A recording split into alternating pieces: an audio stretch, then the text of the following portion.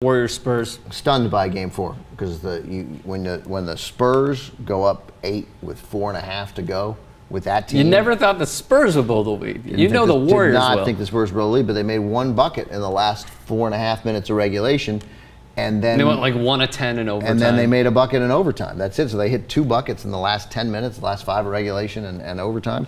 I did not think that was possible. I bet the Spurs in that game, because I thought Curry would be hurt, and I thought, it seemed clear. And until there were 4.5 minutes to play, it seemed like, I think I got him at -1. It seemed like, I didn't bet much money, but yeah. I'm stunned. That was the more impressive comeback for the Warriors to Absolutely. me than their overall comeback in Game 2, which was also incredibly impressive. You thought after the debilitating, horrible way they lose Game 1, that they might fold in the 10th, but they came back and kicked the shit out of the Spurs in Game 2. Yeah.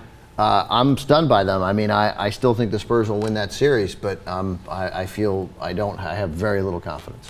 Do you think it'll go to 7 games? Yeah, I do. I mean, Yeah, I'm putting it I at do like too. Spurs, but we clearly, because I like the Spurs being able to win Game 6 in Golden State if they win Game 5, or I mean, I guess if they're down 2, but I have no reason to believe that the Spurs are going to control Game 5. So the Warriors could go in up 3-2 with a chance to close out the series at home, and then my hunch is there's a good chance they do it. There's 2 keys for me, personally, with the Warriors. Klay Thompson has to be better.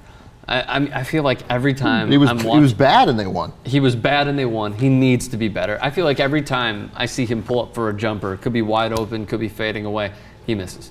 I mean, his field goal percentage needs to go up, not just driving to the basket, but hitting mid-range and threes. Obviously, they live off the 3 with him and Curry. And also Andrew Bogut not being in foul trouble, because he's the only guy on the team that could guard Tim Duncan. Carl Landry struggles against him. There were a few unfortunate switches for the Warriors when Harrison Barnes switched onto him off of pick and roll. But I mean, he's the only guy that could possibly guard Tim Duncan, their only low post presence. Duncan was so good for most of that game too. I mean, he was just, you'd think that a big performance by Duncan. Do you know Duncan's per 36-minute averages this year? Tell me. At age 36 are identical to his per 36 for his career. Now, the only reason his numbers are down is because his minutes are down. But you put him out, extrapolate him to 36. So what are they? I don't know. They're like 21 and 10 or 21 and 11. They're just identical. They're what he's always done. I mean, he's doing this at this age, and you think he's slowed down, but he really hasn't. He looks slower. He does look slower, and he seems to get a few more shots blocked. Like Bogut had a big block. Yeah, Bogut had a huge block. But so it was in a pump fake. He gets a foul. He's 36 years old. He's an amazing, amazing player. Bill Simmons of ESPN says that he's the best player of this generation. He's the most impactful player overall of this generation. So he's putting him ahead of Kobe. In part because he said you forget that like between 2002 and 2007, Kobe was unbearable. And that matters, like being yeah. team that you try, because Kobe, you factor in, hey, Kobe made them trade Shaq. Like that tarnishes. And then Shaq won. And then Shaq won. So they lost a championship that way. But Duncan has been the greatest teammate ever. They've never thought for a second about trading him. His career has been it's been an amazing career. You know who else has been really good for the Spurs? Danny Green. Yeah, Because his defense has been phenomenal on Steph Curry. It looks like, he's going to get, Steph Curry's going to get his. I mean, he's Popovich, that good of a shooter. He's going to get his. But Green, Popovich what a find. and I've seen it in interviews, is hesitant to give Green credit when people are pointing out that, like, hey, when Danny Green's on him, Curry's all of a sudden a below average motivation. Player. Right, but he's like, you never know. Sometimes they miss shots. I'm like, dude, he will not throw Danny Green a bone like, no, Danny's doing a nice job. Maybe that's what drives him, not getting credit. But he won't even say he's doing a nice job. He's just like, it depends who he puts on him. Sometimes he misses. It's kind of. But the numbers bear out in this series that Danny Green has shut him down much more effectively than anybody else. He's played fantastic, and especially coming out of college, I thought that he was just a dunker.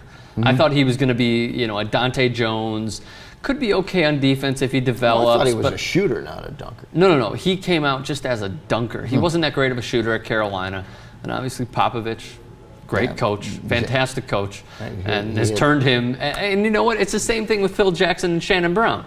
Shannon Brown was just a dunker. He goes into the triangle system with Phil Jackson. He thrives with the Lakers, hits corner three after corner three in the playoffs and the finals, and they win a championship. Not solely because of Shannon Brown shooting. No, Shannon Brown's why they won. But it definitely helps. And seeing him develop like that, going from just a flashy guy to a shooter.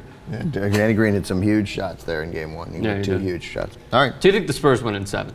I think the Spurs win in 6 or 7, but I like I said, I feel it with like 54% confidence. I mean, the Warriors can win that series, no question. Okay. I didn't think they could, and that last 4.5 minutes in overtime was stunning to me. So what do you guys think? Leave a thought in the comments. Love to hear from all of you.